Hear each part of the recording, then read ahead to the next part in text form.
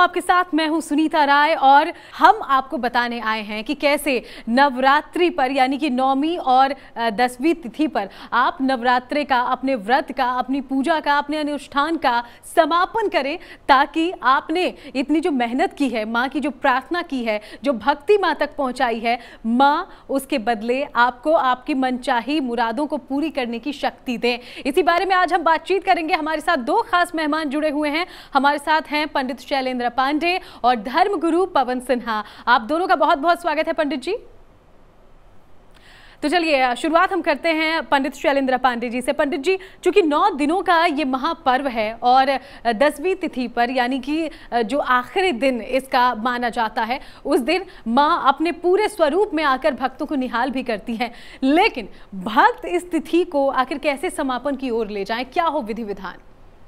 देखिए, नवरात्रि का मतलब नव रातें, यानी जब नवरात्रि बीत जाती है तो उसके अगले दिन 10वीं तिथि को होता है दशहरा।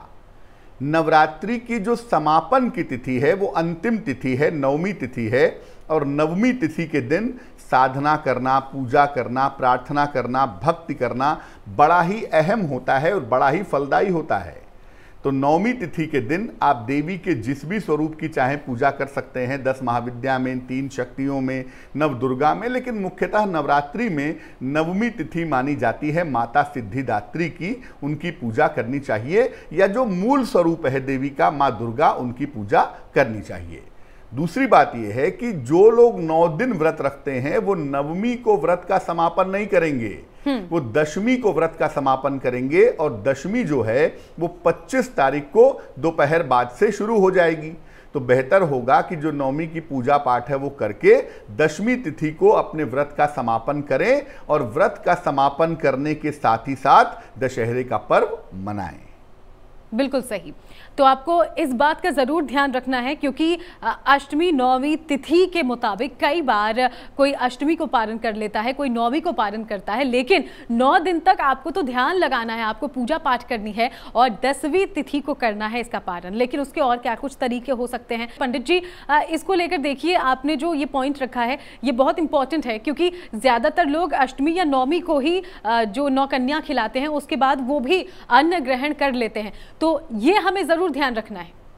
देखिए, 2 तरीके से लोग व्रत रखते हैं। एक रखते हैं पूरे 9 दिन का जी। जो पूरे 9 दिन का व्रत रखते हैं वो 10वीं तिथि को पारायण करेंगे। वो 10वीं तिथि के पहले पारायण नहीं करेंगे, भले ही उन्होंने कन्या का भोजन अष्टमी या 9वीं को करा दिया है, लेकिन जो लोग 9 दिन का व्रत रखेंगे वो 10वीं तिथि को नवरात्रि की समाप्ति करेंगे।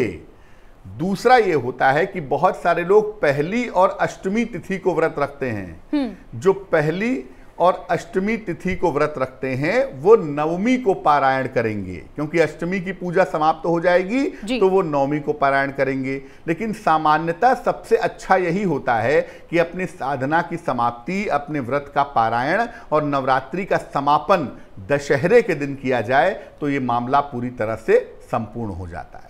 पवन जी, इस बात का जिक्र हम कर रहे हैं कि कैसे ये जो 10 दिन का पूरा त्यौहार होता है, 9 दिनों तक माँ दुर्गा के 9 अलग अलग स्वरूपों की पूजा हो और 10वें दिन पारण के साथ उनसे आशीर्वाद लिया जाए, तो इसमें हमें पूजा का क्या विधि विधान रखना है, क्या बातें ध्यान में हमें रखनी है और क्या कुछ करना है?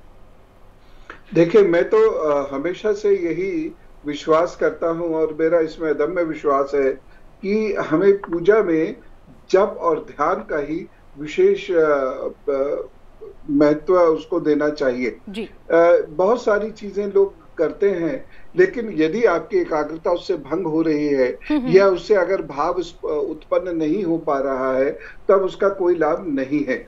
इसलिए हमेशा कोशिश ये करनी चाहिए कि हम भाव पक्ष को प्रबल करें, भक्ति पक्ष उसी से उत्पन्न होगा, और एकाग्र चिंतन करते हुए लगातार जप करें। जप करते करते एकाग्र चिंतन हो जाता है और एकाग्र चिंतन होने के बाद सारा जप उपांशु होगा, फिर मानसिक होगा और फिर हम अंतर मन में जप करते रहेंगे और पूरी तरह माँ के ध्यान में डूब जाएंगे। ये वो स्थिति है जिसका प्रत्येक भक्त को प्रतीक्षा रहती है और जिसके लिए प्रत्येक भक्त को भक्ति करनी चाहिए। जो क्षण आपके ध्यान के होते हैं, ये वो क्षण होते हैं जब हम अपने इष्ट के सबसे निकट होते हैं। ये वो क्षण होते हैं जब हमें इष्ट की कृपा प्राप्त होती है। तो ये अवश्य करें। तो जप करें।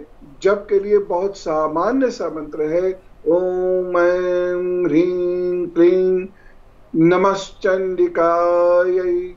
ठीक है, इसमें माता के तीनों ऐं ह्रीं क्लीं ये तीनों ही रूपों का इसमें समावेश होता है और ये बहुत शक्तिशाली मंत्र है। और इसमें डूब के इस मंत्र को करना शुरू करिए और आप देखिएगा कि माता आपके भावों को समझेंगी, परेशानियों से आपको मुक्त करेंगी। बिल्कुल। कुछ और खास महा उपायों की तरफ हम जाते हैं। पंडित शैलेंद्र पांडे जी से हम बातचीत करते हैं। पंडित जी, कई उपाय हैं कई अलग अलग समस्याओं के लिए, क्या किया जाए दशहरे के दिन ऐसा कि मां साल भर कृपा बरसाएं? देखिए, जब आप नवरात्रि का समापन करते हैं, यानी नवरात्रि के व्रत का समापन करते हैं, तो 3 बातें करेंगे। पहला ये कि जो कलश आपने स्थापित किया है उसके जल को पूरे घर में छिड़क दें और आप चाहें तो बाकी बचे हुए जल से स्नान करें। शरीर से, मन से, घर से नकारात्मक ऊर्जा दूर हो जाएगी, पहली बात। दूसरी बात, जहां पर आपने कलश स्थापित किया था वहां पर एक घी का दीपक जला दें नवरात्रि समाप्त होने के बाद, ताकि जो ऊर्जा है, जो एनर्जी है वहां पे मेंटेन रहे, बनी रहे और ये दीपक रात भर जलता रहे तो बहुत ही अच्छा होगा। और तीसरी बात यह है कि दशहरे में रावण दहन देखना, रावण का वध देखना बड़ा शुभ माना जाता है, क्योंकि ये असत्य की पराजय है, मुश्किलों की पराजय है। तो अगर कोरोना काल है, हो सकता है कि पब्लिक गैदरिंग की अनुमति ना हो तो टेलीविज़न के माध्यम से लोग देखेंगे, लेकिन रावण दहन जरूर देखना चाहिए। और रावण दहन जब आप देख रहे हैं तो उस समय भगवान राम का स्मरण करते हुए जो आपकी कामना है वो मन में दोहरानी चाहिए। और ऐसा माना जाता है कि ऐसा करने से आपकी कामनाएं पूरी होती हैं। फिर मैं कहूँगा कि जो लोग 9 दिन व्रत रखते हैं वो नवमी के दिन कन्या पूजन के बाद, हवन के बाद, तब जाकर के अपने व्रत का पारायण करेंगे। जो लोग पहली और अष्टमी को व्रत रखते हैं वो नवमी को पारायण कर सकते हैं। बिल्कुल सही। तो चलिए एक बार फिर से हम पवन जी का रुख कर लेते हैं। पवन जी, एक और खास बात, चूंकि हम कन्या पूजन जो है उसका जिक्र कर रहे हैं और देखिए कोरोना काल भी चल रहा है, तो कई लोग होंगे वो सोच रहे होंगे भाई छोटे छोटे बच्चों को घर में बुलाएं ना बुलाएं, या खुद जो बच्चों के पेरेंट्स हैं वो इसको अलाउ करेंगे या नहीं करेंगे। तो यहाँ क्या कुछ किया जा सकता है, क्या उपाय यहाँ अपनाया जाए कि नौ कन्या पूजन का हमें फल भी मिल जाए और ऐसी अगर कोई दिक्कत है तो उससे भी हम बच सकें? ये बहुत समसामयिक प्रश्न आपने किया है। ये प्रश्न वास्तव में बहुत सारे लोगों का प्रश्न होगा और इसमें मेरी स्पष्ट मान्यता है कि समय और काल के अनुसार पूजा को हमें ढालना चाहिए। पूजा भाव से होती है और दान के अनेक तरीके निकाले जा सकते हैं, लेकिन हमें कुछ भी ऐसा नहीं करना है जो हमारी फिजिकल डिस्टेंसिंग को खत्म कर दे और किसी को संक्रमित कर दे। तो ऐसे में सबसे अच्छी बात क्या है, ना कहीं बच्चों को भेजना है, ना कहीं से बच्चों को बुलाना है। हम कुछ भोजन के पैकेट्स बना सकते हैं या कुछ भी ना करें तो धन, आज देखिए मजदूरों को इस वक्त धन की आवश्यकता है, जरूरतमंद लोगों को धन की आवश्यकता है। हम जो भी हमसे बन पड़ता है वो धन और भोजन लेकर हम किसी भी ऐसी जगह पर जा सकते हैं जहां हमारे मजदूर भाई बहन बच्चे रह रहे हैं और वहां पर जाकर हम उनको उपहार दे सकते हैं। और वो भी ग्लव्स पहने, सैनिटाइज करें, मास्क लगाएं और दूर से ऐसा करें जिससे स्वयं भी सुरक्षित रहें, वह भी सुरक्षित रहें जिनको हम कुछ देना चाहते हैं, और सर्वे भवन्तु सुखिनः के सिद्धांत पर हम कार्य भी कर पाएं।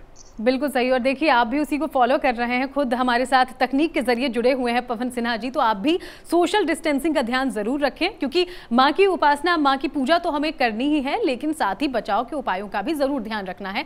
और तेज भी अपने तमाम दर्शकों से ये अपील करेगा कि पूजा पाठ के भाव में कभी भी सोशल डिस्टेंसिंग को धत्ता ना दिखाएं।